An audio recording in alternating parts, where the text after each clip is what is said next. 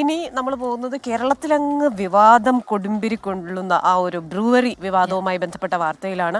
ഭരണകക്ഷി അംഗമായ CPI തന്നെ അതിൽ ഇടഞ്ഞു നിൽക്കുകയാണ്. ഇനി എങ്ങനെയും CPIയെ അനുനയിപ്പിക്കുക എന്നതാണ്.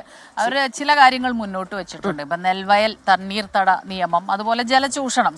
സ്വാഭാവികമായിട്ടും ഈ രണ്ട് വിഷയങ്ങളിലും ഏതെങ്കിലും തരത്തിലുള്ള സമവായമായി കഴിഞ്ഞാൽ പിന്നെ എതിർപ്പുമായി മുന്നോട്ട് പോകേണ്ട എന്ന തീരുമാനം, അല്ലെങ്കിൽ അങ്ങനെ ഒരു അഭിപ്രായം പാർട്ടിയിൽ CPIയിൽ തന്നെ ചില ആളുകൾക്കുണ്ട്. അപ്പോൾ ആ രീതിയിൽ അനുനയിപ്പിക്കാനുള്ള നീക്കങ്ങളാണ് CPIയുടെ ഭാഗത്ത് നിന്ന് ഉണ്ടാകുന്നത്. റിപ്പോർട്ട്. വിവാദങ്ങളെ ഭയന്ന് പദ്ധതിയിൽ നിന്ന് പിന്നോട്ടില്ലെന്നാണ് മുഖ്യമന്ത്രിയുടെയും എക്സൈസ് മന്ത്രിയുടെയും നിലപാട്.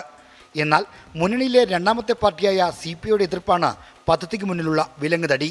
CPIയുടെ എതിർനിലപാടിനെ അനുനയത്തിലൂടെ ഇല്ലാതാക്കാനാകും CPIM ശ്രമിക്കുക. ജലചൂഷണമടക്കമുള്ള ആശങ്കകൾ ചൂണ്ടിക്കാട്ടി പദ്ധതിയോടുള്ള എതിർപ്പ് CPIനെ അറിയിക്കാൻ CPI തീരുമാനിച്ചിട്ടുണ്ട്. ഈ ഘട്ടത്തിൽ CPI ഉന്നയിച്ചിരിക്കുന്ന ആശങ്കകൾ ദൂരീകരിക്കാനുള്ള ഇടപെടൽ CPIM നടത്തും. പദ്ധതി പ്രദേശത്തെ കുടിവെള്ളത്തെ ബാധിക്കാതിരിക്കാനുള്ള നടപടികളും കൃഷി ആവശ്യങ്ങൾക്ക് വെള്ളം ലഭ്യമാക്കാനുള്ള നടപടികളും CPIയെ ബോധ്യപ്പെടുത്തും. ഇപ്പോൾ മന്ത്രിസഭ നൽകിയത് പ്രാരംഭാനുമതി മാത്രമാണ്. നെൽവയൽ തണ്ണീർത്തട നിയമം അടക്കമുള്ള എല്ലാ നിയമങ്ങളും ചട്ടങ്ങളും പാലിച്ചുകൊണ്ട് മാത്രമേ അന്തിമാനുമതി നൽകുമെന്നും CPIയെ അറിയിക്കും. CPIM നേതൃത്വത്തിനൊപ്പം എക്സൈസ് മന്ത്രിയും ഇതിന് മുൻകൈയെടുക്കും. കാര്യങ്ങൾ ബോധ്യപ്പെടുത്തി CPIയെ അനുനയിപ്പിക്കാനാകുമെന്നാണ് CPIMന്റെ പ്രതീക്ഷ. ഉന്നയിച്ച വിഷയങ്ങളിൽ ഉറപ്പ് ലഭിച്ചാൽ പദ്ധതിയെ എതിർക്കേണ്ടതില്ലെന്ന അഭിപ്രായം മന്ത്രിമാർ ഉൾപ്പെടെയുള്ള CPI നേതാക്കൾക്കുമുണ്ട്. എതിർ നിലപാട് തീരുമാനിച്ച ആലപ്പുഴയിലെ സംസ്ഥാന എക്സിക്യൂട്ടീവിൽ തന്നെ അവർ ഈ അഭിപ്രായം പങ്കുവച്ചിരുന്നു. കഞ്ചിക്കോട്ടെ അഹല്യ ക്യാമ്പസിലെ മഴവെള്ള സംഭരണിയുടെ കാര്യം ചൂണ്ടിക്കാട്ടിയാണ് റവന്യൂ മന്ത്രി K രാജൻ സംസ്ഥാന എക്സിക്യൂട്ടീവിൽ പദ്ധതിയുടെ അനുമതിയെ ന്യായീകരിച്ചത്.